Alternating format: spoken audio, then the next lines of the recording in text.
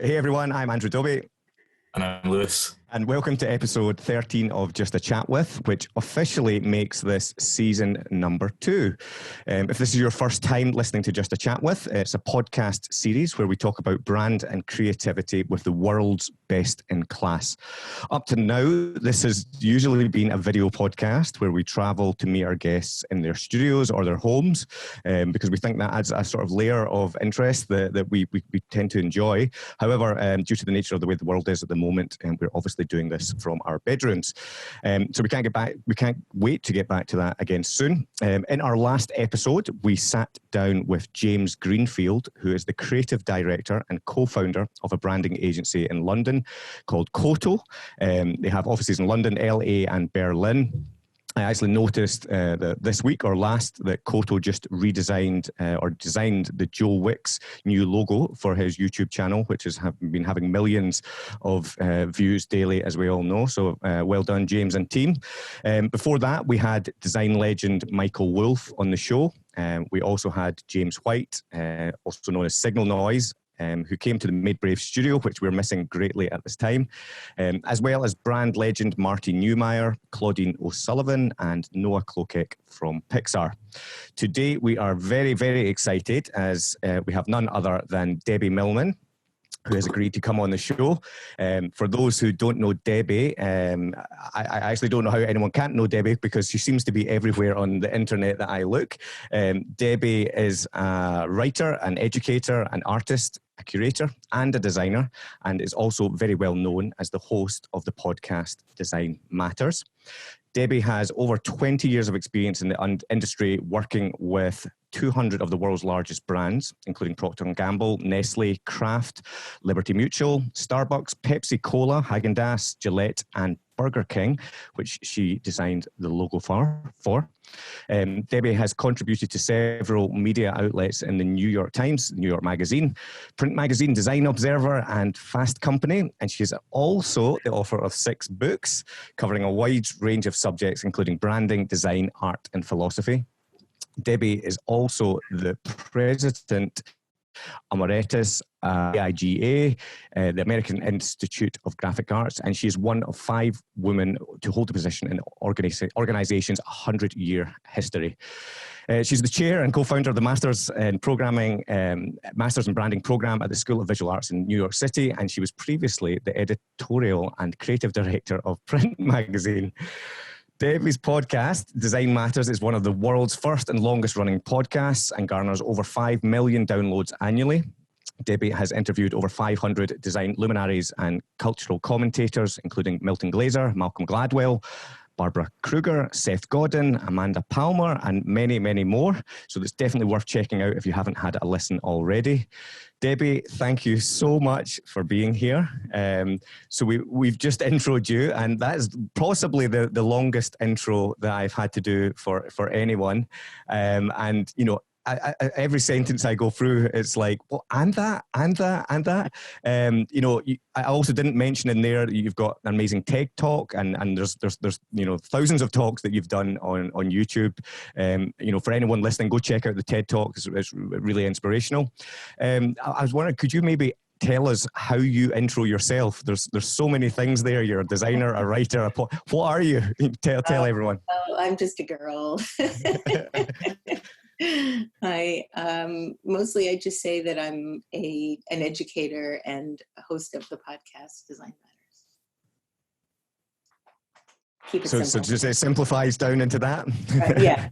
I mean, for years and years, despite all the many decades that I was in branding, and obviously I'm still, but when I was really practicing, my dad never really understood what I did. He still thought I was somehow in advertising. And he'd look at a Pepsi commercial on TV and be like, did you do that? Did you do that? All excited. And I'd be like, no, I kind of can. And you're like, oh, okay. As if that was just, you know. It was. Just wasn't enough. Exactly. Wasn't enough. Yeah. And so how do you spend your days at the moment? What do you fill your days with? Well, now that we are in a stay-at-home situation, I am in Los Angeles with my fiance. She lives here, and I live in Manhattan, but we both decided that it would be better for us to be in Los Angeles. So now we're going on, I think, 7 weeks here, which technically makes this the longest I've ever been away from New York in my entire life. Wow. So that's a little bit daunting thinking about it. I'm a native New Yorker, and I've lived in all the boroughs except the Bronx. And so to be in a position where I'm now at a record number of days away it's really something. It's really something. And how's the weather In over? terms of my days, to answer your question, I tend to wake up a lot earlier than I used to because I'm still working on New York time. And so, people are having meetings at 9 a.m. and I'm like, oh, please don't make me get up for a 6 a.m. meeting. But I'm in a situation now where I'm teaching online. Everything moved really, really quickly, just teaching in classroom to teaching online within a week. And so I had to really move a graduate program that's all about in-person participatory learning to online learning in a matter of a week. So that was really, really intense. I think we've done a pretty good job. So much so that I'm actually thinking about maybe doing an exec ed program online, because there are some aspects of online learning that are really interesting to me now. I was always really adamant against it. I tend to be adamantly against anything that I don't think I know. And I'm learning that about myself. Like, that's just not a good quality, to just assume that something's not good because you don't know how to do it. And so I have been spending a lot of time doing that. I've been spending a lot more time making art. And so I've been doing a series on Instagram called Ode to New York, which is really a love letter to New York City since I haven't been there. And so I've finished, I think, 5 episodes. I've only done 1 episode of Design Matters, mostly because I have been pretty adamant about doing Design Matters in person in my studio, so that there's a real intimacy that can be built, which I don't know that I can do as easily through Zoom. Although I did 1 episode with Marilyn Minter and people seemed to like it. So she was a particularly great interviewee. She was super open and we had a wonderful chemistry. I just don't know if that will happen with every interview I do, and I'm a little bit reluctant to try and fail. So I've been slow to move the show to a different format. So mostly I've been teaching, writing, doing a lot of drawing, and gardening. I'm in LA, so I have a garden I have a vegetable garden for the first time in my life. So that and watching reruns of Law and Order SVU, which never ever get old. That's what I've been doing. Brilliant. Have you kind of noticed any unexpected pros and cons from the situation we're all facing? Well, cons, obviously, being away from my home, which is hard. I'm homesick. I love where Roxanne lives, and I love her house, and I've definitely gotten used to it and definitely kind of moved in. But I miss my home. I miss my cats. I have a family member living in my house and watching my cats, which is wonderful of her. But I do miss it, and I miss Manhattan. I miss being in school and in the studio environment, missing seeing my students. I love my students, and it's been really hard. I'm teaching both graduate and undergraduate classes online. And so, I feel like they deserve better. So I want them to have everything they could possibly have out of their educational experience. So, I feel a little guilty, but there's nothing I can do about it. I'm just trying to make the best that I can for them online.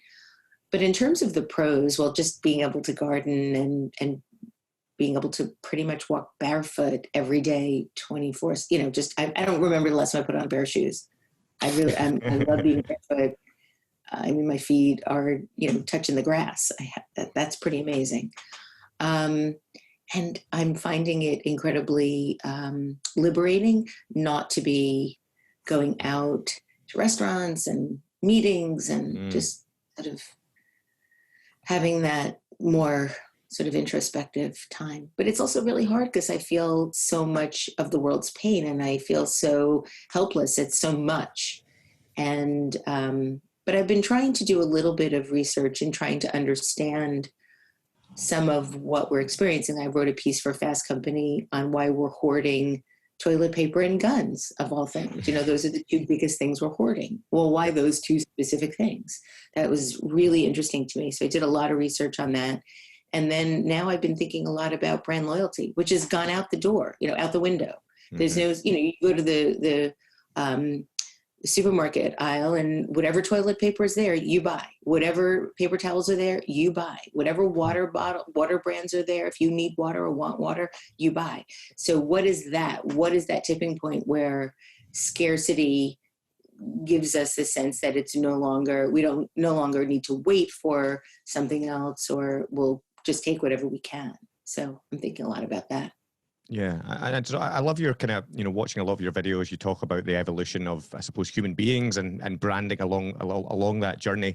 I suppose I was talking to our creative director earlier on, and he's a huge fan of yours, Stephen, and so he's very excited about this, as are our whole team, to be honest. Thank you.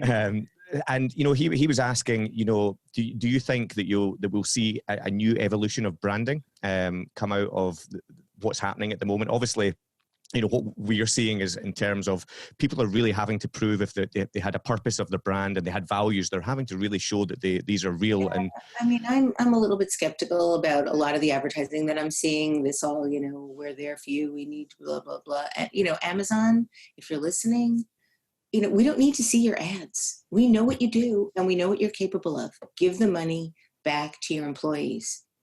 Give the money to COVID relief funds. We do not need to see advertising telling us that you're with us through this. We know that. We're really dependent on you.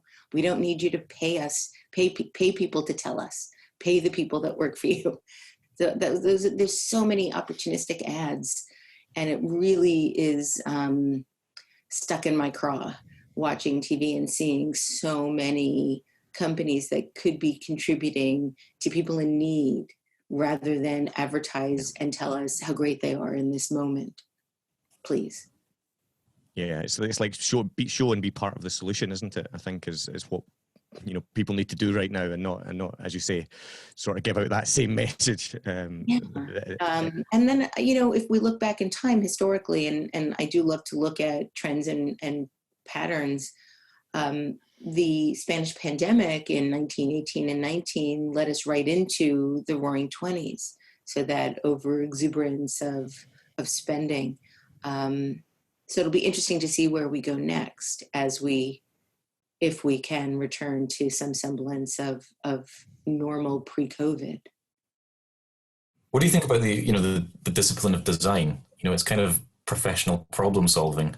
How do you think that will maybe change its role, and how do you think that people will understand it differently, you know, going forward? Well, I'm challenged on that one because I actually am more in the Brian Collins camp of designers. Rather than being problem solvers, we should be problem makers. So I think we need to be challenging the way things are communicated. But right now, so what is the role of design right now? I don't think it's any different.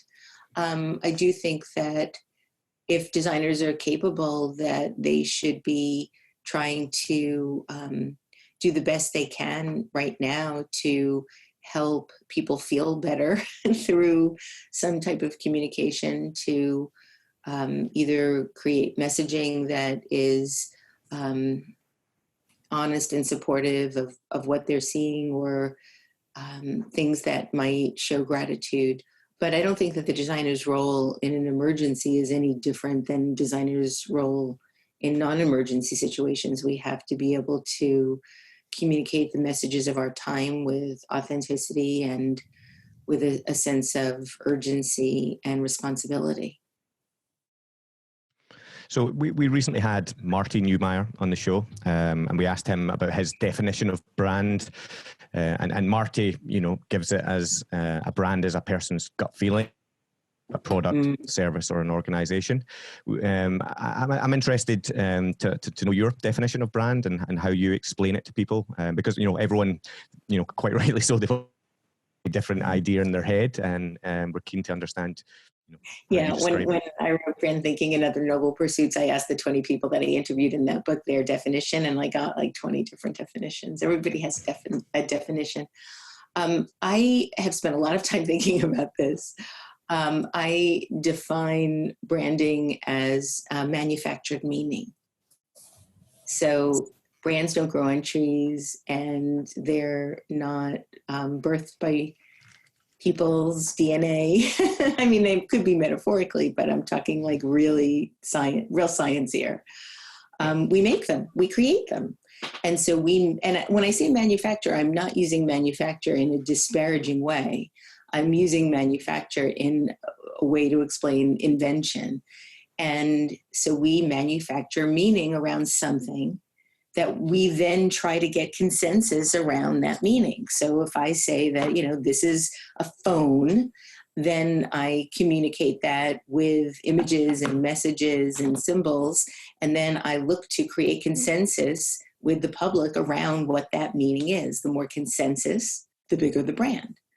And then we use design to very deliberately differentiate that difference through some way of communicating what that is. And so I define branding as meaning manufacture, and I define design as the communication of that meaning. Fantastic.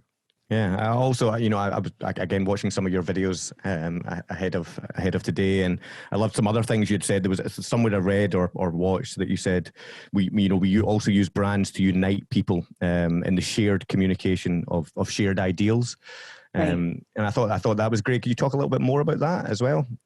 Well, that's something that we've seen in the last 10 years or so. If we go all the way back to the beginning of our communication, our first communication was on the walls of Lascaux. And we created symbols, a series of symbols and marks to communicate our reality. We did that in an effort to communicate what we were doing, to preserve memory. And, I don't think, and I say this in my TED Talk, I don't think it's a coincidence that we've gone from documenting our reality on the cave walls of Lascaux to documenting our reality on the walls of Facebook. I think that's also very deliberate. We are, it almost seems as if it's in our DNA to want to connect with others through shared experience. And I think it makes us feel safer and more secure and part of something bigger than just ourselves. In that time, at that time, I call that kind of branding bottom-up branding, when we're using communication tools and symbols and marks to communicate out and up to others. And so that's pretty much the way we were using our own innate ability to brand or to mark for most of our time on this planet. It's only in the last couple of 100 years that we started to use branding more in a sort of disciplinary way, where we were creating marks that allowed us to differentiate products that were then distributed to the public. Mm-hmm. And so branding became the purview of the corporation. And the corporation then appropriated this ability and pushed brands down into our culture, into our society. And so the corporation was owning the promotion and the design and the communication and the manufacturing and the shipping and the distribution and everything else, and also the profits that were then pushed down. So I call that very top-down branding. And it's only in the last 10 years or so, through our ability to use technology to reach people more widely, more quickly, that we've reappropriated that ability and have started to create marks and brands to communicate our values or our vision for the way the world should be. And so we see that with Black Lives Matter, and we see that. I mean, we saw that with the original Red Ribbon for to talk about our beliefs about AIDS. We saw that with the Livestrong bracelet. We have created marks and symbols to communicate our beliefs. Me Too, Time's Up, Black Lives Matter, even the peace sign. And so we do this in a way to unite others in our beliefs about what is possible, either about the current moment or the future, what is most just. Now, it's not always used for good, but these types of brands are being made by people, for the sole purpose of communicating a vision about how the world could or should be. And they're not for profit, and they're not for financial gain. And I think that's really, really exciting and a very hopeful possible way of using brands in the future. Yeah, it's actually. I was thinking about that. I listened to again you talking a little bit about that kind of stuff, and it's amazing the speed these days that that a brand or a movement can happen. Obviously, with with all the tools that we have, and I don't know if it's the same in the US, but over here in Scotland, pretty much every window, kids have drawn rainbows in terms of giving hope, and obviously in the middle of a storm, at the end of a rainbow, that's it's the good weather comes after the rainbow comes at the end of a storm, and and I was thinking about that today, just from a branding perspective, in a sense that that whole tribe have created a symbol there that I suppose that's now going to be attached to this kind of time in history of COVID, and it's funny, isn't it? It's funny how we always do that. We feel that every time something happens, or we believe in something, or we see something, and we manufacture that meaning into that mark or that symbol. Yeah, the symbol doesn't mean anything without that meaning. Yeah. Not to be really meta about that, but we imbue, we put in to that symbol what that meaning is. And that meaning could be very different from culture to culture if there isn't that consensus. Mm-hmm. Even certain colors mean different things in different cultures. We just all agree that it means something in our specific culture. Yeah. It feels like it's really fascinating. It's so fascinating that this is what we do. We try to mark everything. Literally everything, isn't it? It feels like community, as we've realized that community is a really important thing. Like I know I've heard lots and lots of stories about how people are potentially socializing more than they normally would, and discovering neighbors they didn't know they had. And it's quite interesting. Like I also hear a lot about localized supply chains, and during this time about businesses leading with purpose and keeping people and planet in mind.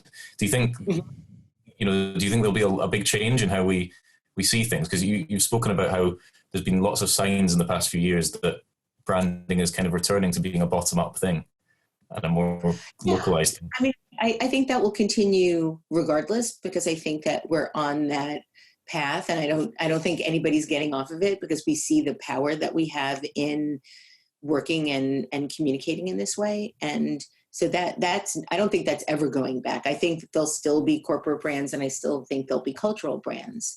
And when I say brand, a lot of people like, I don't think it's possible that could be a brand. That's only if you're looking at brand as a capitalist tool. Branding is not just a capitalist tool. Branding is a humanist tool as well. And that's really what I'm trying to communicate in my TED Talk, that there's no difference in the way we create and manufacture meaning around a crucifix or a six-pointed star than we do a can of Coke versus a can of Pepsi. It's all the same type of meaning manufacture. It might have the meaning we put into it is very different, but the discipline of doing that is exactly the same. I do think that there'll be some difference. I mean, first of all, we were talking about, for the last 10 years, the death of the supermarket. Well, clearly it's not dead yet. And it's not even on its last legs. I mean, there's a real resurgence of that as a community center. And it'll be interesting to see if that does change when we are able to sort of go back to normal, whatever that means. And then again, as I mentioned, brand loyalty. I think the fact that people are being forced to accept things that they might not have if they want something at all, means that they might be more open to trial in the future. I'm really interested in that. I'm thinking a lot about this right now. What does that mean? What does brand loyalty mean in the future? Once you've been unfaithful, can you ever go back to being faithful? Yeah, I think there's something interesting. You spoke about the supermarkets, and obviously they're having a boom. They're having a second Christmas right now. But what I'm also seeing is around my neighborhood, lots of people are getting vegetables delivered from local farmers. And I remember as a child, that's how we consumed vegetables. Yeah. We got a big bag of potatoes and, carrots and everything, and that kind of disappeared. And I think there's something nice, and also in terms of what Lewis was saying, that we're back to looking after our communities, our people, and I wonder if some of that brand loyalty will come back and sit with those local suppliers, and we'll see a shift in the market in that sense, that some of these bigger brands, even though they're reaping the value right now, that I think maybe in the future a lot of these little farm shops and things will become way back, because obviously just now they're looking after us, they're looking after the local communities, and that's something, as you say, people won't forget. They don't forget who looks after them in a time of crisis. I mean, in some ways, we've already begun to see that. I think it's really interesting that back in the late 1800s, when the Trademarks Registration Act went into effect and essentially were protecting the makers of brands and their copyright and intellectual property, what's really interesting is that people at that time were really willing to pay a premium for something that was in a box or a canister or a wrapper. They felt that it was more premium, it was safer. And so they were very willing to pay more for that.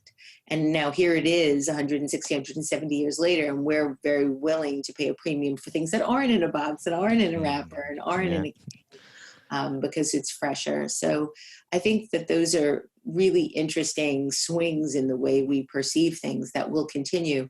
And I do think that I don't envision that we're looking at any backtracking on wanting fresher, cleaner, slower food.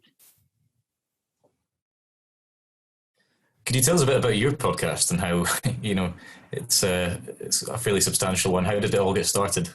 It started in 2004. I was cold called by an internet radio network called Voice America, and they were interested in talking to me about being a host for one of their slots on air. And I originally thought that they were offering me a job. They were just offering me an opportunity to pay them for the airtime that they would produce. But at the time, I had been really, the previous 10 years, I had spent really nose to the grindstone and just working. And I had given up a lot of my creative outlets and sort of felt like I had been losing my creative spirit. And here was an opportunity to make something, and that felt really exciting to me. So I said yes, and I paid the money, and they produced 13 episodes for me, and they were all brutally terrible. Most of them are still on iTunes, just so that people can see that there is hope for us all in becoming better at something. And I did about 100 episodes with Voice America, and then Bill Drantel, the late great co-founder of Design Observer, asked me if I would bring the show to Design Observer, and but he did it with the proviso that I improved the sound quality.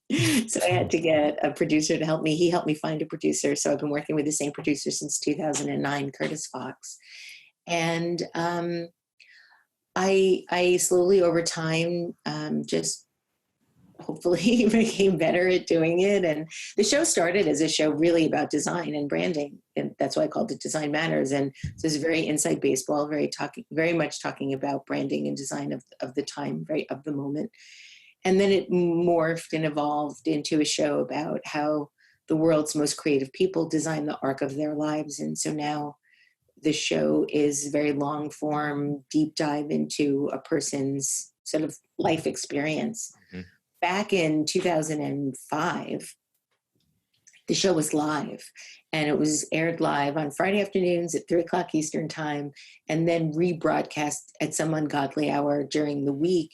And so Brian E. Gomez Palacio, one of the co-founders of the first design blog, Speak Up, recommended to me that I put them up on iTunes almost like I was an indie musician so that people could just listen whenever they wanted. And so that's how I brought the show into what's now Apple Podcasts, but it essentially made it one of the first podcasts ever. And so I'm still doing it. I hope to do it forever. Fantastic. Have you got any favorite episodes, favorite guests that if, people listening right now, if they've not heard in, where would you tell them to jump in? Well, I have over 400 episodes at this point, maybe close to 500. I would say start with Tommy Kail. He's the director of Hamilton. And that was a really fun interview. He is just an absolute delight as a human being, and so open about how Hamilton was created with Lin-Manuel Miranda and how they work together. And he's just a complete and total joy. I think my episode with Brene Brown was really interesting. If somebody wants to hear somebody be a really difficult interview, they can listen to my episode with Richard Saul Wurman, the founder of TED. He was really hard, really, really hard. I've probably gotten more correspondence about that episode than every other. Why was that? Why was it difficult? Oh, because he was really dismissive and he told me I had bad questions, and it's really interesting. Really, really interesting. That's not what you want to hear, is it? Yeah. Some of my episodes I've done a few episodes with Malcolm Gladwell, who's been incredibly generous with me over the years. I think those are interesting episodes. Tim Ferriss, those are really popular episodes. He's just brilliant and funny and also incredibly generous. My interview with Chris Ware, I've done 2 interviews with Chris Ware, and I think both are really interesting. One he was on his own, and the other with Chip Kidd. I've interviewed Chip a couple of times. He's one of my closest friends. So whenever he has some new project come out, I wrangle him into the studio. I do an annual episode with Steve Heller that is, I think, just an interesting oral history on design. Yeah. Laurie Anderson, Marina Abramovich, my episode with her is really funny. And we start out with sort of a unplanned performance art moment because I got nervous, and she responded to my nervousness in a way that made it so juicy that I ended up keeping it in the episode. Elizabeth Gilbert is an interesting episode. I think there's a lot. It's like asking me to pick a favorite child. It's really hard. I can tell you what makes that one special, and maybe that one sort of more sort of pointed or persnickety or generous, but it's hard to say like that's my favorite. Yeah. So I read an article that, the amount of research that you go in before you do one of your podcasts. I don't know where the article was again. But, even today for me coming on, I felt a bit nervous, and I'm just wondering, there's obviously people listening to this that maybe have their own podcasts or starting their podcasts, and you've got, probably the best experience from most people in terms of the amount of these things that you've done. Have you got any tips for how to how to get over those nerves, or just for success of how to run a podcast? Well, I still get nervous, so it's hard for me to give advice about getting over being nervous. It's really hard to get over being nervous because it's something that's controlled by the reptilian part of the brain, which is the part of the brain that controls all of our involuntary actions. So that would be like saying, if I go across the street and I nearly get hit by a bicyclist, I'm not going to be scared, or I'm not going to flinch, or I'm not going to have that adrenaline surge. That happens without our being able to command it to do so. So trying to command yourself out of being nervous is impossible, which is why I do all the research I do. I do that in an effort to feel ever slightly more capable or confident to go through the podcast, because I'm as prepared as I know I could possibly be. But in terms of starting a podcast, I think a lot of people start a podcast with a great surge of energy and then lose that energy somewhere and then stop. I think one of the keys to having a successful podcast is consistency. And so before you start a podcast, or before you post your podcast, I would say do 10 episodes, because you'll see how it feels to do 10 episodes and how your voice might change over that 10 episodes. And then you have like a body of work that you can put up 1 week at a time after that 10 weeks. And then I would say, listen to as many podcasts as you can to sort of see what other people are interested in talking about, but talk about what is interesting to you. I ask questions that I am really interested in knowing the answer to. So that's something that I would really recommend. Go with your instincts when it comes to asking questions, because if you're interested, chances are other people are as well. And I like to do research because I think it shows a lot of respect to the guests, that you're interested enough in their work to know about what they do. And so you're not asking them about what it is they do because you already know what it is they do, but you ask them why and how.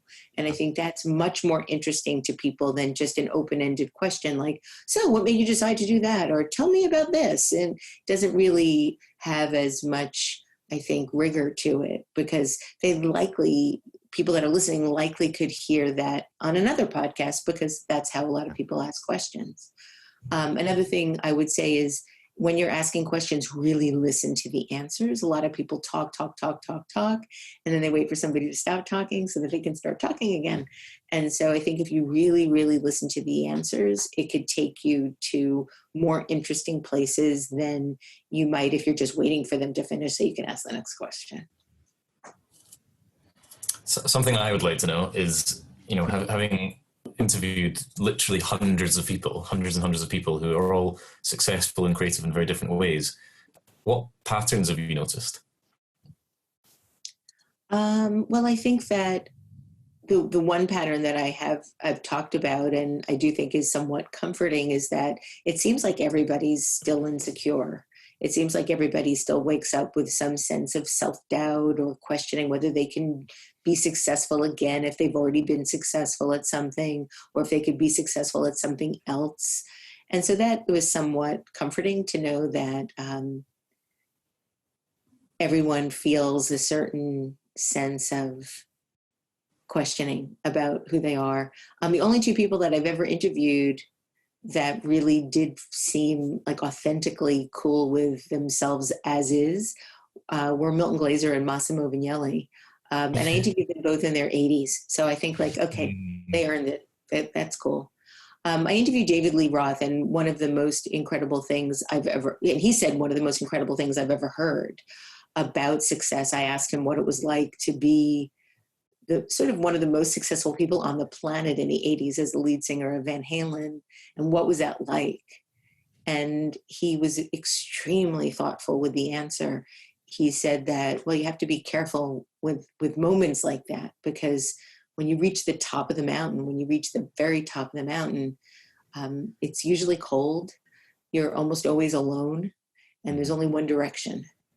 And I thought that was so interesting in thinking about how to reach your peak. I think that certain people that are working today haven't reached their peak. And like somebody like Paula Scher, she's in, I think she's 70, and she hasn't reached her peak yet. She's still doing like the best work of her life. And she's been doing great work for now 50 years. So I would like to think that I haven't reached my peak yet, that I still have a couple of good decades ahead. And I'm not in as much of a rush as I used to be to try to make something of myself. I'm okay with taking time, which is good because it's taken a long time. It's good that I'm now comfortable with that as opposed to fighting it every day. I mean, I still fight it, just not every day. Yeah, I think it's amazing to hear that you still feel you've got that peak to reach, Oh my God, yeah. When we read that intro, that bio, that it very much looks like you've peaked many times. It's almost like you're, one of those mountains that has a second peak and another peak and another peak. I'm hoping that's the case. Yeah, and I think, I love that. A lot. I mean, looking back to the little girl of Debbie Millman, when you were, what did you think you were going to be when you grew up? Well, I mean, I've talked about this a bit. I grew up in a very challenging environment, very physically, emotionally abusive. And so I didn't really come out of my childhood with a lot of hope about what I was going to be.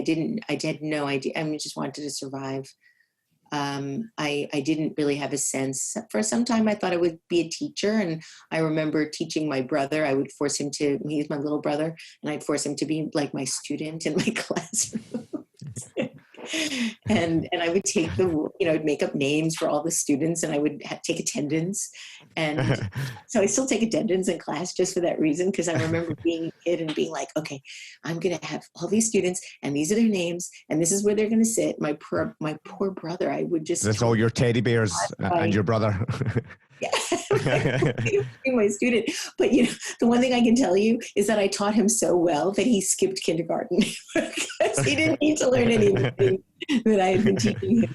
So yeah, I mean, I loved doing that. And I loved making things. I always made things. I made perfume, and I made a magazine, and I was always making things. And so I recognize now as a middle-aged person that I'm just happiest when I'm making things. It could be a school plan, it could be a podcast, it could be an illustration, it could be writing something, but that's when I'm happiest, when I'm making something. Yeah, well, you've definitely become that teacher that you wanted to be. You're teaching us all now, and you're definitely inspiring us. So that's the job of a good teacher. Thank you. I suppose in terms of inspiration, where do you look for inspiration when you need to come up with ideas now? Well, I kind of look for inspiration wherever I can. I'm always listening to music and watching movies and TV shows and reading magazines, and I get inspiration from beautiful fashion, and I get inspiration from podcasts and from reading books, and I get a lot of inspiration from poetry, which I absolutely love. So I think I get inspiration from gardening, watching something grow from nothing, from a seed. I planted wild seeds around this tree that we have in the backyard, and they're all growing, and it's incredible. And this sounds so woo-woo, but it is really true for me, a city girl, to actually watch something manifest from nothing.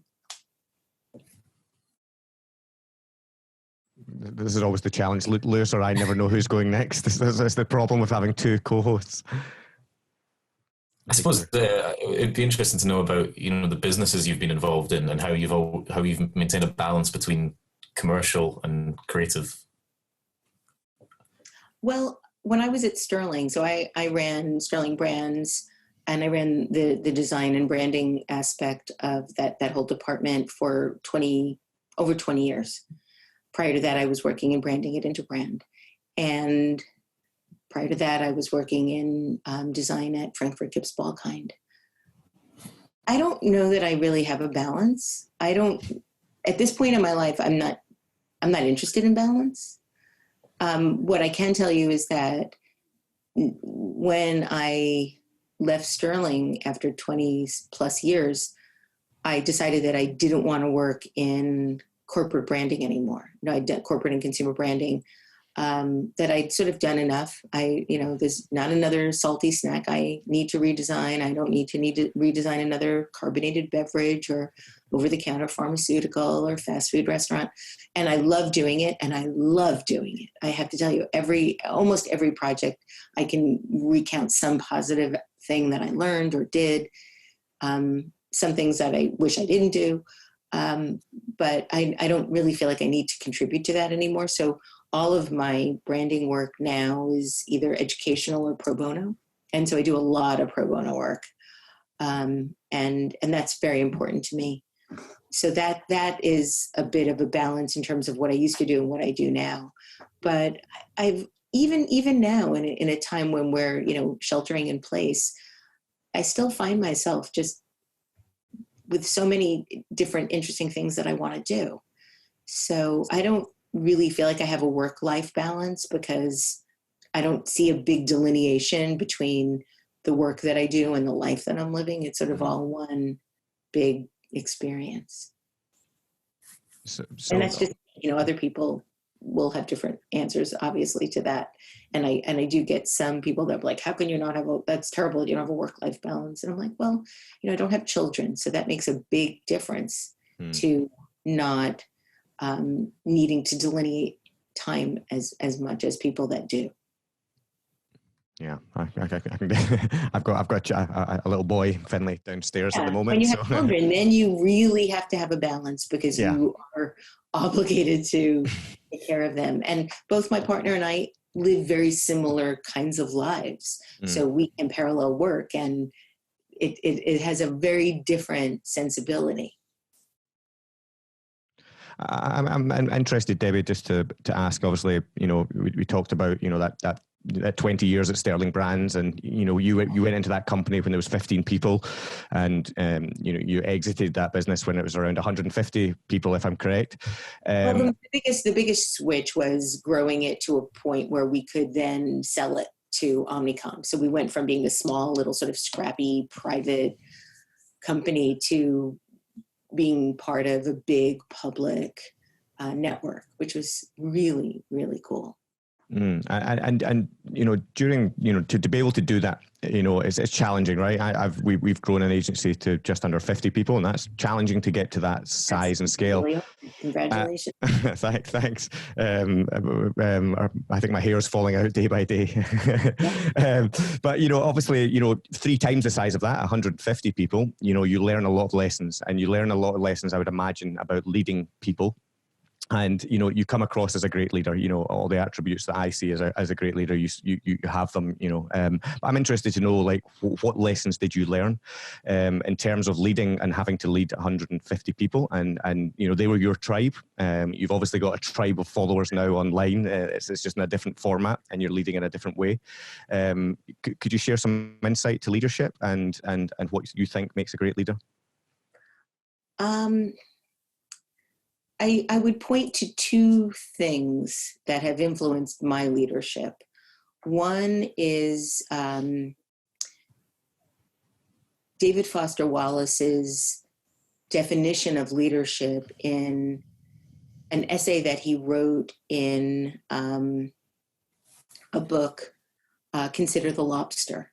And it's an essay that he wrote in Rolling Stone. It's a collection of his essays. Mm-hmm. And it is an essay about his experience on the campaign trail when he was following John McCain in 2000. And it's a remarkable definition about how being a leader means you are willing to follow someone to sort of get over or overcome the sort of laziest, weakest parts of yourself. And when you are working for a leader that you really respect, how willing you are to work harder, how they inspire you to do more. And that's not coercion, it's real inspiration. It's not manipulation. It's inspiring somebody to give as much as they could give because they believe in what they're doing so deeply. And so I think that that's really important. And then the other is Simon Sinek's Leaders Eat Last, which is a really great book about what it means to be a leader and what it means to inspire trust. I think being a good leader means that the people that you're leading trust where you're going and want to go there with you and trust that you'll be able to take them there. And it means, I think a lot of people want to be leaders because they think it's powerful. But what I think being a strong leader means is empowering others to do their best work, to be their best selves. But leadership comes with great, great responsibility because you have to be accountable to the people you're leading. And so where we see so much leadership fail now is that there is no accountability. There's blame and there's finger pointing. And so being a great leader means being able to be accountable to not only the people that you're leading, but the things that you're saying. You have to fulfill the obligations of being a leader. Fantastic.